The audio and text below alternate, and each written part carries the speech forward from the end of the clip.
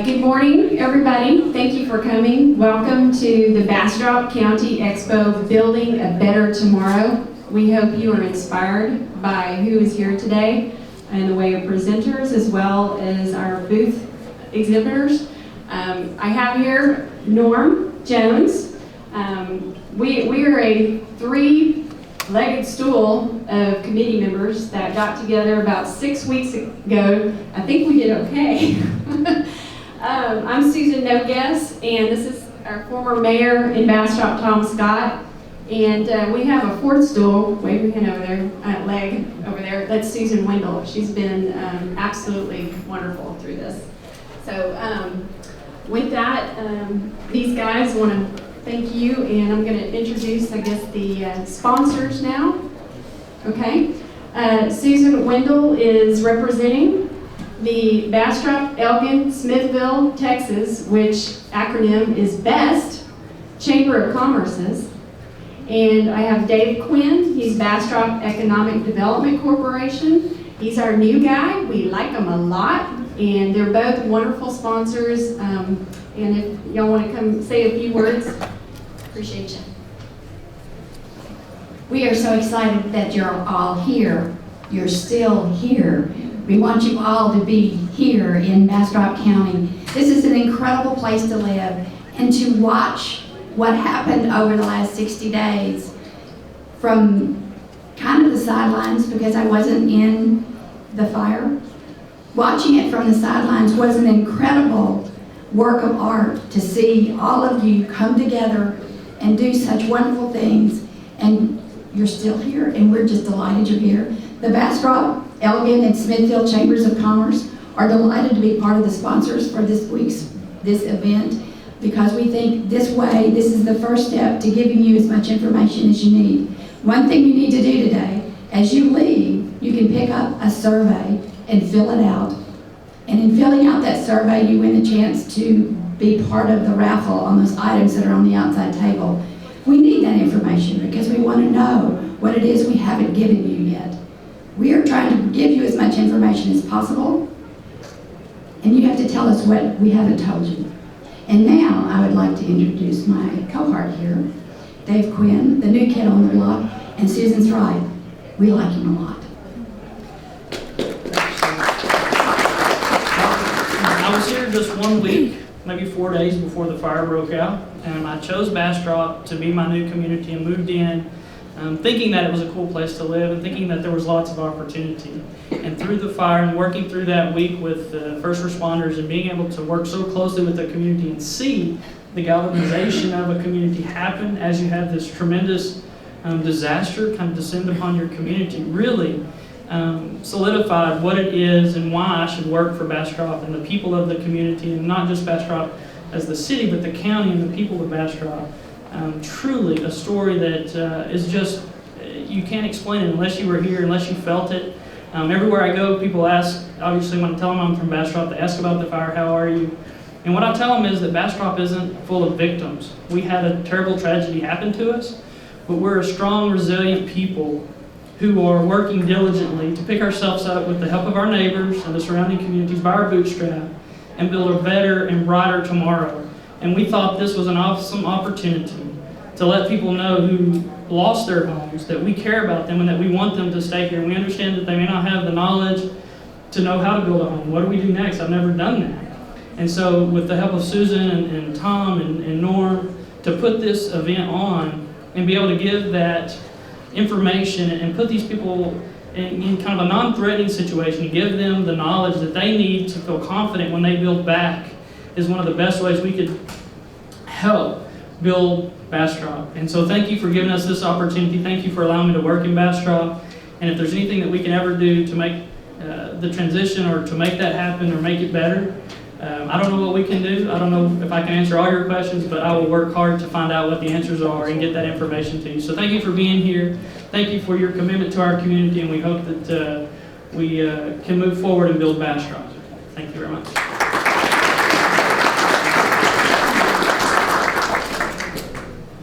I have got a man of the hour here. I guess you've heard that a little bit. I've never been prouder of an Aggie And to have a yell leader, if you guys know what those are.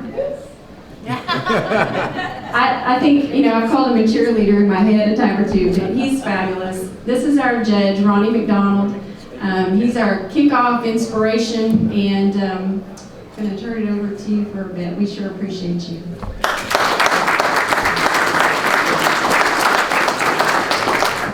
Can y'all hear me? Yes. She said something and she clued me to something. She said yell leader. And at Texas A&M yell leaders, Johnny, you'll know that we don't stand behind podiums, we don't stand still, we're always moving. And I told people back in the day when I was a yell leader, they said, why are y'all always moving? Because it's an excitement. When we're at a game, we're like, ah. And when I'm here, I'm excited. I'm excited because it's been, 60 days? Over 60 days? Oh, more than that, over 60 days since we were all in here dealing with one of the worst events to ever hit Bastrop County. And you learn a lot of things in stress. You learn a lot of things in turmoil. You learn something about yourself and who you are. And I think as a community, during that time, we began to learn a lot about ourselves, because sometimes in life, we can get caught running, doing all kinds of things, and we really don't appreciate who we are. I've been walking through this community over the last month or so and talking to individuals, people coming up to me, and they're just so appreciative of all the work that folks have done in this community. They're saying, thank you for all the work that has taken place, and I'm amazed by it. And I want to say thank you and everybody who's here, who's helping put on this event, and even yourself. Let's give ourselves a big hand. One thing I learned during the fire is that it's teamwork, it's unity, it's working together as one. When the fire was going on, we would be behind these walls, and you had folks from all around the country coming to say, how can I help? But this was so unique about it is, everybody had a role. Everyone was working together. And as a county judge, being your county judge, I had an opportunity to step back and just watch. And see what you want to do a lot of times. How many of y'all have been in school? Everybody. And in school you have lessons learned. A lot of times they'll pull you aside and you have your pencil and you have your paper and you take notes. And one of the things, the best thing that you can have is a life experience. Have y'all ever heard that? There's some things you can teach, but some things you have to go through. But you have to be wise enough to pull yourself away and say, can I get something out of this? During that fire, I pulled myself away. I pulled myself into a corner, and I looked at what was going on. And the thing that was going on, it was so much bigger than one individual. It was about a community coming together saying, how can we help? And when I looked at that, I didn't see any division. I didn't see any big eyes, little U's. I saw everybody coming together saying, what can I bring? Nobody was saying, I have my toys, Susan. And you know what? If you don't ask me, I'm not coming. Everybody said, how can I help? I'm bringing all of my toys in to be able to help save lives. There wasn't any complaining. Have y'all ever been in a situation where there's no complaining? Have you? Isn't that peaceful? I always say this. When you can go home, think about this. The kids are quiet. They're smiling.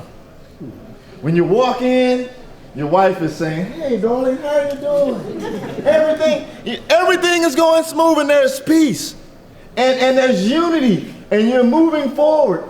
During this fire, there's disaster going on. Everything is going on. Behind these walls, you saw government.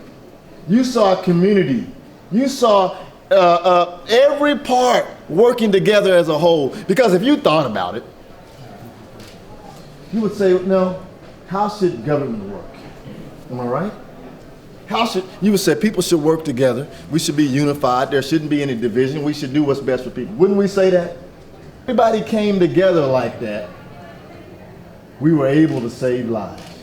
We were able to get things accomplished. And you know what I did? During that time, I took notes. I said, the thing that is bringing us through the fire is going to be the thing that brings us through recovery. The same type of unity that we had, the same type of togetherness. Everybody coming together to say, I know it's a fire going on out there, but how can we work together to save lives? And what happens is, a lot of times when we go through something, it brings out the best in us. Am I right, Ronnie? It says competition brings out the what? The best in you. Stress. But it's this. When you go through an incident like that, you have to work together. I want to thank Mike. I know a lot of times we've done a lot of things. I want to thank Mike Fisher. Mike, stand up real quick.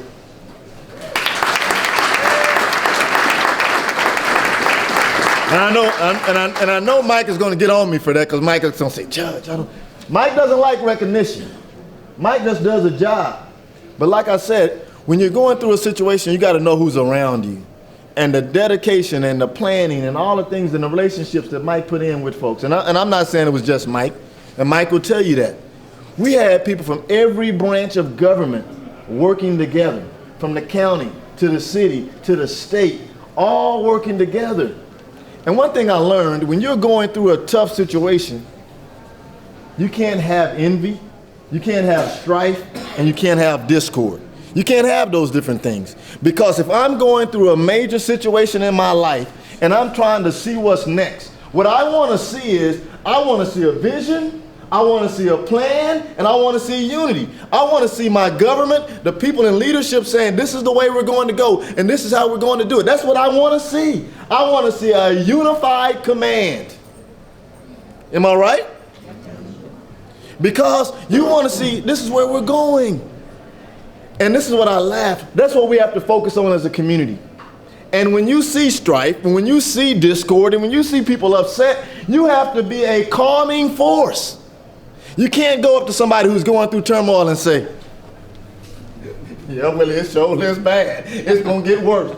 It's going to get worse, man. You know what? We don't have a plan. Those folks are crazy. You don't need that, do you?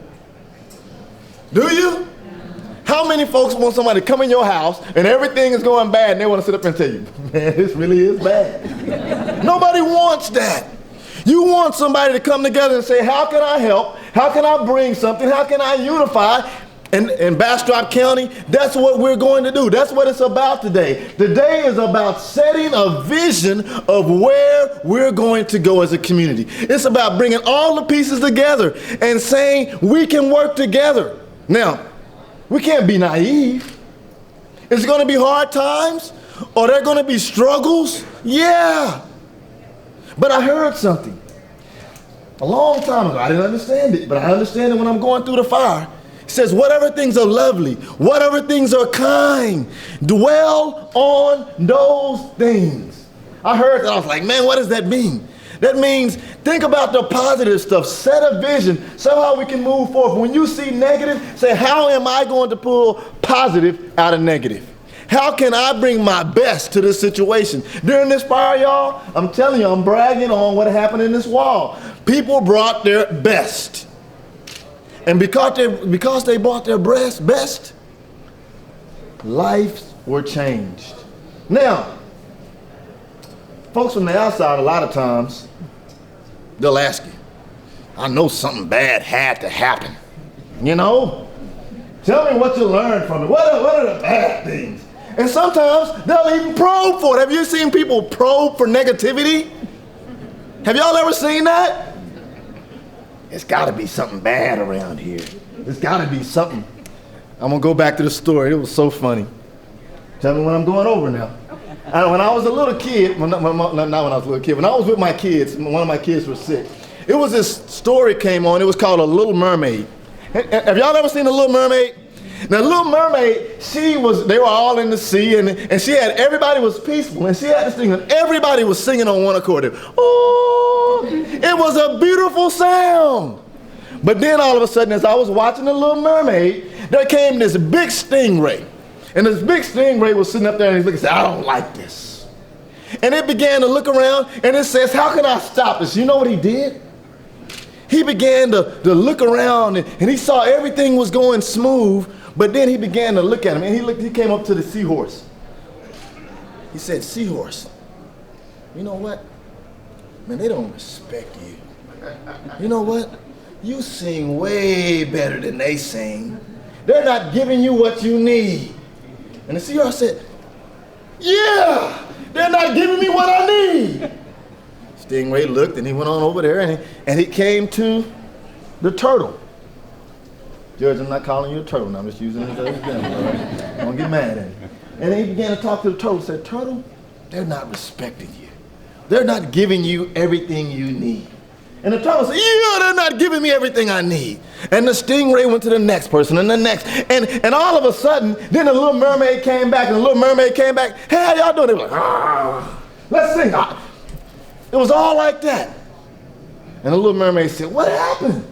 And the stingray was just as happy as all get out. But you know what the little mermaid had to do then? What do y'all think? Huh? This is what the little mermaid did. It had to go all the way back over to the seahorse and say, Seahorse, you know what? You're special. We can't do this without you. You know how great you are? You make this thing flow. Without you, we can't do it. Then the seahorse had to go, then the little mermaid had to go spend some time with the turtle. Turtle. And she went through all the different branches and told them how important they were. And then they brought them all back together, and guess what happened? They sang.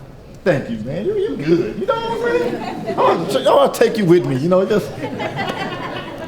But they all began to sing the same song, and it was a harmony, and it sounded good. Now, they were still all different, but they all bought into that whatever they brought to the sea brought a beautiful sound. What is that saying about Bastrop County?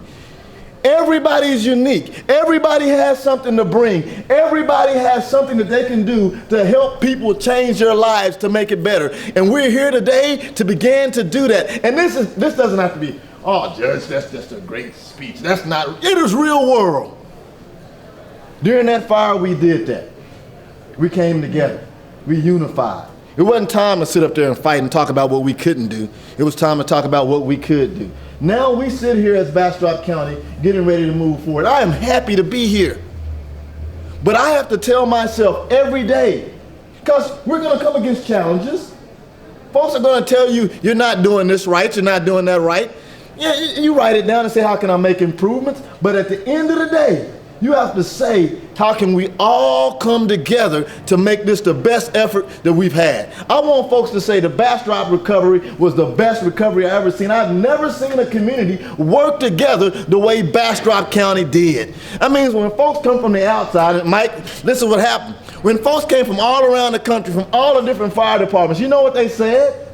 They said it's something special about Bastrop County. That's what they said. They said, when I walk through, it's something special about this community. Even though they're burned out, all this stuff has happened, they're still coming forward to say, how can I help? You know, as a county judge, I sat back and said, wow. Now, I'm a fifth generation Bastropian. I grew up walking these streets. My ancestors walked these streets. And I know that there's something special about this. How many of y'all just came to Bastrop? I've been here about 5, 6 years. Raise your hand. Is there something special about Bastrop? It is? We all know it. And we all bring it together, y'all. So, as we get ready, I'm getting close. See that? That's like kick.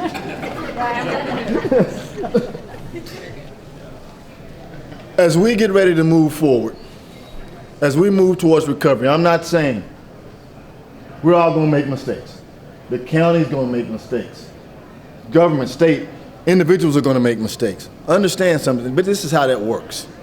When that happens, don't get up there and be the stingray and just go and say, it's terrible, it's terrible, it's terrible, it's terrible. Be like the little mermaid. The little mermaid pulled them aside and said, guess what? This is how we can improve. This is how we can work together. This is how we can go to the next level. This is how the resources, see, this is what's going to make Bastrop County great. This is cool. How many of y'all just moved here?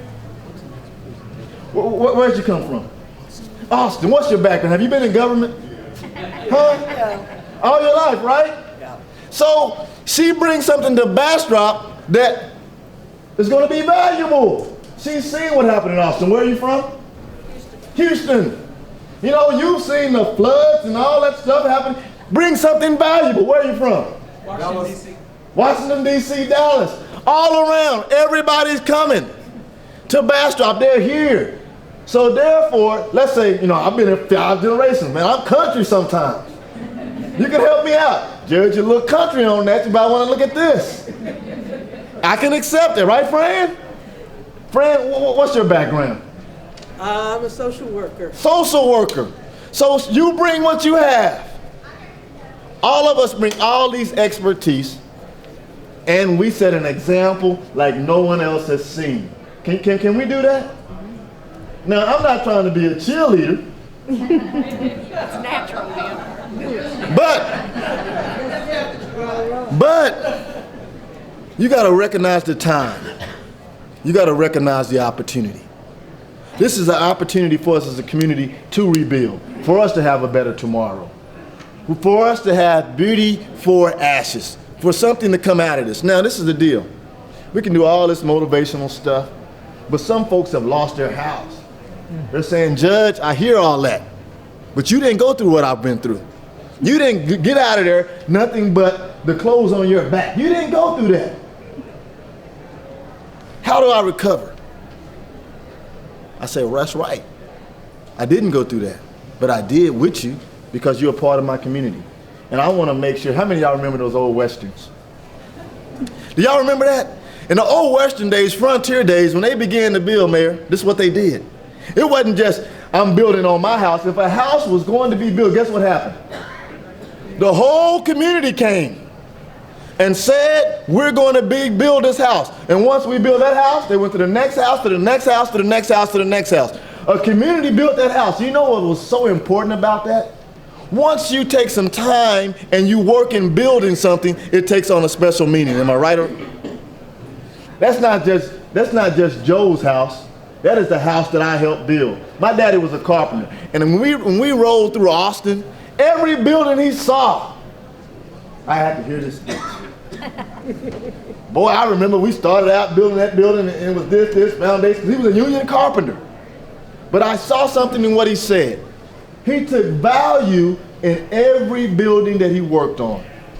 Bastrop County, the families that have lost everything, they're looking for hope. They're looking for a community. They want to see unity. They want to see a vision. Let's work together as a community to provide that vision. Where we see weak spots, let's work together to make that strong. Let's be an example. Let's don't be government as usual. I don't care if you're a Republican. I don't care if you're a Democrat. I don't care if you're Asian, black, white, Puerto Rican. I don't care. None of that matters here. Because just like the Little Mermaid, we're going to all sing the same song. And it's going to be a song of recovery. Thank you.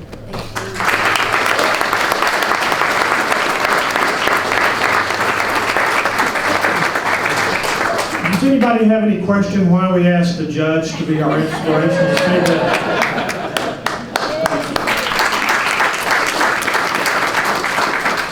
Well, along about the middle of September, several of us were trying to think how we might be able to contribute and what's the next step and so on. And somebody suggested the obvious. Why don't you talk to the folks in California who have been through this several times and have succeeded? And it didn't take too long for the light bulb to come on, and we started making those contacts.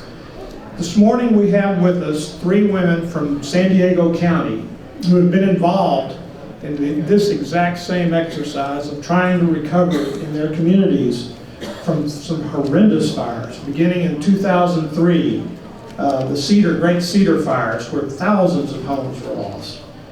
They learned from that. Unfortunately, they had fires again in 2007, and they learned some more. And they're here to kind of give us, they've been here a couple of days on their own dime, meeting with county officials and others who are going to be around here long after this little